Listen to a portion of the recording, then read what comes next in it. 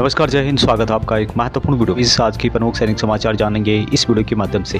पहली खबर निकल के आ रही है डीएसपी अकाउंट के बारे में। स्टेट बैंक ऑफ इंडिया के द्वारा जितने भी सेंट्रल आर्मर्ड पुलिस फोर्स के पर्सन हैं उनके लिए डीएसपी अकाउंट के क्या क्या फ़ायदे हैं और कितने उसमें बढ़ोतरी की गई है, इस लेटर के माध्यम से बताया गया है। यह लेटर 6 दिसंबर 2024 को स्टेट बैंक ऑफ इंडिया के द्वारा जारी किया गया है। आर्मी यानी कि आर्मी एयरफोर्स नेवी डिफेंस के लिए जो डीएसपी अकाउंट का पैकेज है उससे संबंधित लेटर पहले ही इनके द्वारा जारी किया जा चुका है और यह लेटर है सब्जेक्ट है यहाँ पे enhanced features of central armoured police force salary package. यहाँ पर बढ़ोतरी की गई है कुछ बेनिफिट में। इनके द्वारा बताया गया है कि पर्सनल एक्सीडेंट या फिर डिसेबिलिटी इंश्योरेंस जो कि पहले 50 लाख रुपए मिलता था उसको बढ़ा करके अभी 1 करोड़ रुपए कर दिया गया है। एयर एक्सीडेंट इंश्योरेंस इसको भी बढ़ा दिया गया है, पहले 1 करोड़ था अभी उसको 1.5 करोड़ रुपए कर दिया गया है, 150 लाख रुपए दिया जाएगा। ये new feature of term insurance, normal life insurance यहाँ पर 10 लाख रुपए इसको कर दिया गया है, ये पहले नहीं था। अभी नॉर्मल जो आपका लाइफ इंश्योरेंस है उसको 10 लाख रुपए इनके द्वारा किया गया है, इससे पहले यहाँ इंश्योरेंस आपको नहीं दिया जाता था। उसके अलावा यहाँ पर रिटायर्ड पर्सन के लिए भी पर्सनल एक्सीडेंट इंश्योरेंस को कवर किया गया है। पहले जहाँ 30 लाख रुपए मिलने थे अभी वहाँ पर 50 लाख रुपए उसको कर दिया गया है, 20 लाख रुपए की बढ़ोतरी यहाँ पर कर दी गई है। और यहाँ पर बताया गया है कि यू मे प्लीज़ गेट इस, जब से इन्होंने MOU साइन किया है तब से यहाँ इफ़ेक्टिव होंगे। उसके अलावा यहाँ पर जो CFE SP यानी कि central armoured police salary package है उससे संबंधित कुछ और भी डिटेल्स यहाँ पे दी गई है। इसमें लॉकर की क्या सुविधा दी जाएगी, कैश की क्या रिपोर्ट है, उससे संबंधित यहाँ पे जानकारी दी गई जिसको आप यहाँ पर पढ़ सकते हैं। जो अपडेट है यहाँ पे बहुत ही महत्वपूर्ण है। जितने भी पूर्व सैनिक हैं उनके डिपेंडेंट हैं उनके बच्चों के लिए यहाँ पर एक लेटर जारी किया गया है। B.Ed स्पेशल एजुकेशन, जो भी डिसेबल बच्चे हैं सैनिकों के, भूतपूर्व सैनिकों के, उससे संबंधित लेटर है। यहाँ पर आप देख सकते हैं आर्मी इंस्टीट्यूट ऑफ एजुकेशन के द्वारा लेटर 15 दिसंबर 2024 को जारी किया गया है। B.Ed स्पेशल एजुकेशन ये डिसेबिलिटी के लिए है और जो कि ऑफ़र किया गया है AIE ग्रेटर नोएडा के द्वारा।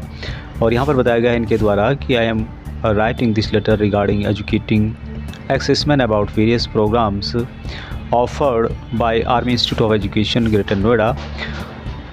और ये जो स्कूल है यहाँ एफिलिएटेड है गुरु गोविंद सिंह इंद्रप्रस्थ यूनिवर्सिटी न्यू दिल्ली के द्वारा। और यहाँ पर बताया गया कि army serving and retired personnels beside, उनके वर्ड्स हैं जो भी आश्रित हैं आर्मी पर्सनल, उनके लिए यहाँ पर ऑफ़र की गई है कुछ सीट्स।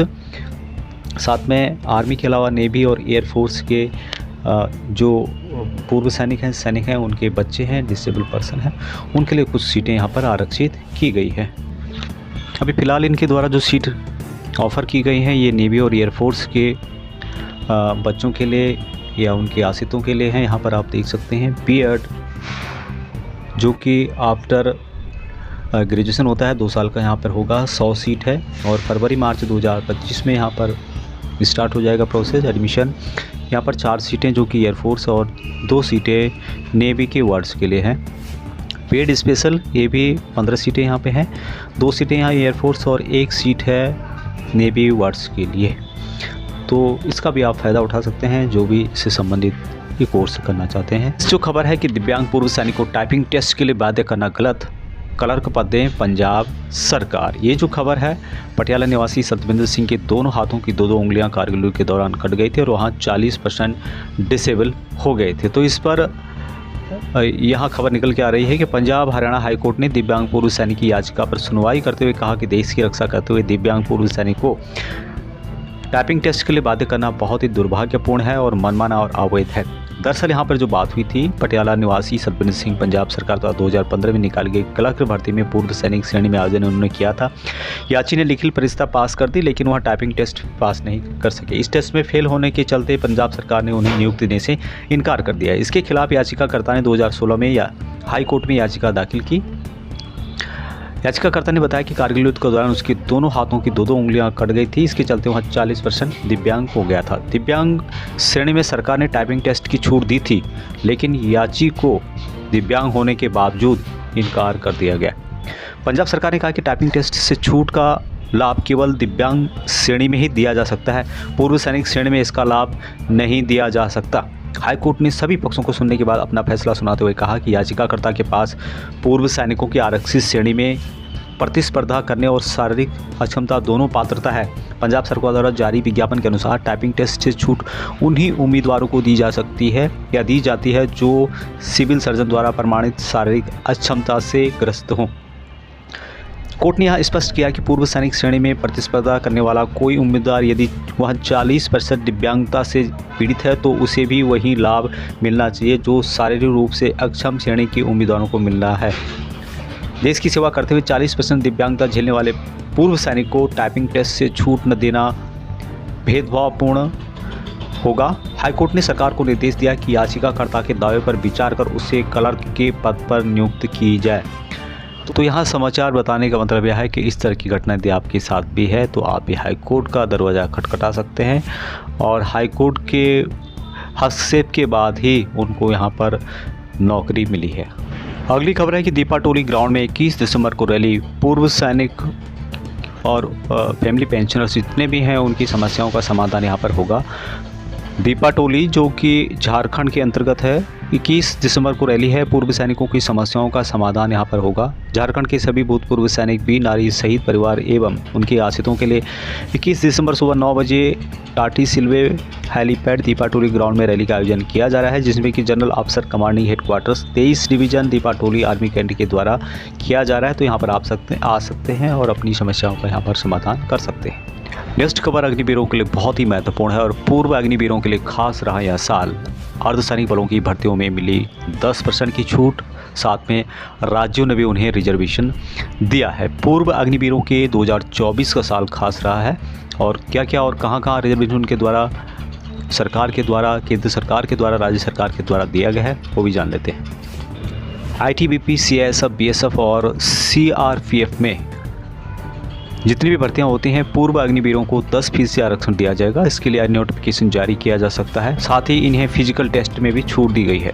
वहीं पूर्व अग्निवीरों को उम्र सीमा में भी छूट दिए जाने का प्रावधान किया गया है। केंद्र सरकार की ओर से जारी नोटिफिकेशन के मुताबिक केंद्रीय सशस्त्र पुलिस बलों में कांस्टेबल के 10% पद पूर्व अग्निवीरों के लिए आरक्षित किए गए हैं। उसके अलावा इन राज्यों ने भी अग्निवीरों को छूट दी है। केंद्र सशस्त्र पुलिस बलों के साथ साथ कई राज्य सरकारों ने भी पूर्व अग्निवीरों के लिए छूट का प्रावधान किया है। इसमें उत्तर प्रदेश, उत्तराखंड, मध्य प्रदेश, छत्तीसगढ़, राजस्थान, हरियाणा और उड़ीसा राज्य शामिल है। यूपी में पूर्व अग्निवीरों की PSC की जो भर्तियां होंगी उसमें छूट मिलेगी। वहीं उत्तराखंड में पुलिस और अन्य सरकारी भर्तियों में पूर्व जो अग्निवीर होंगे उनके लिए आरक्षण का ऐलान किया गया है। वहीं राजस्थान में पुलिस, जेल प्रहरी और वन रक्षक भर्ती में भी इन्हें आरक्षण दिया जाएगा। उसके अलावा हरियाणा में भी उनको छूट दी गई है, उनके लिए रिजर्वेशन है। पुलिस और जो जेल संबंधी भर्तियां होती हैं, इसी तरह छत्तीसगढ़ में भी पुलिस आरक्षक भर्ती, वन रक्षक भर्ती में आरक्षण दिए जाने का ऐलान उनके द्वारा किया गया है। अगली खबर है पूर्व सैनिक के साथ 10 लाख रुपए की ठगी। और ठगी की खबर इसलिए बता रहा हूं क्योंकि यहाँ किसी भी पूर्व सैनिक या अन्य लोगों के साथ हो सकता है। चंडीगढ़ में रहने वाले पूर्व सैनिक से एक सप्ताह पहले साइबर जालसाओं ने 10 लाख रुपए ठग लिए। अपनी शिकायत में हरनेक सिंह ने बताया कि उन्हें एक वीडियो कॉल आई जिसमें जालसाओं ने खुद को पुलिस वाला बताते हुए दावा किया कि उनके नाम से सिम कार्ड का इस्तेमाल धोखाधड़ी से किया गया है। उन्होंने कहा कि अगर उन्होंने उनके द्वारा दिए गए बैंक खाते में सिक्योरिटी फीस जमा नहीं करवाई तो उनके खिलाफ गिरफ्तारी वारंट जारी कर दिया जाएगा। घबराए हरनेक सिंह ने 4 दिसंबर को महाराष्ट्र स्थित एक बैंक शाखा में 6.7 लाख रुपए और 3.3 लाख रुपए, टोटल 10 लाख रुपए यहाँ पे जमा करवा दिए। बाद में उन्हें एहसास हुआ कि उनके साथ धोखाधड़ी हुई है तो उन्होंने अपनी पत्नी को इस बारे में बताया, जिन्होंने अपने बेटे को इस घटना के बारे में बताया। साइबर थाने में शिकायत दर्ज कर दी उनके द्वारा कर दी गई है। तो इस तरह की यदि कोई घटना होती है तो हमें भी घबराना नहीं है कि हमें पुलिस पकड़ देगी या इस तरह की जो घटनाएँ होती हैं। इन्होंने यहाँ पर पुलिस के डर के मारे यहाँ पर 10 लाख रुपए जमा कर। अभी नेक्स्ट जो अपडेट है पूर्व सैनिकों के जॉब से रिलेटेड है। दी new India insurance company limited के द्वारा 500 सहायकों की भर्ती यहाँ पर की गई है। ये सम का कॉलम यहाँ पे आप देख सकते हैं। यहाँ पर ये कॉलम पूर्व सैनिकों के लिए तो काफ़ी यहाँ पे पद रखे गए हैं, जिसमें कि 44 पद पूर्व सैनिकों के लिए रखे गए हैं। यहाँ पर हर स्टेट में कुछ न कुछ वैकेंसी यहाँ पे रखी गई है। तो इससे संबंधित नोटिफिकेशन जारी किया गया है। ऑनलाइन 17/12/2024 से लेकर 1/1/2025 तक आप अप्लाई कर सकते हैं। अभी डिटेल जानकारी के लिए आप हमारे चैनल को सब्सक्राइब करके संबंधित जो वीडियोज़ हैं उसमें इससे संबंधित वीडियो देख सकते हैं।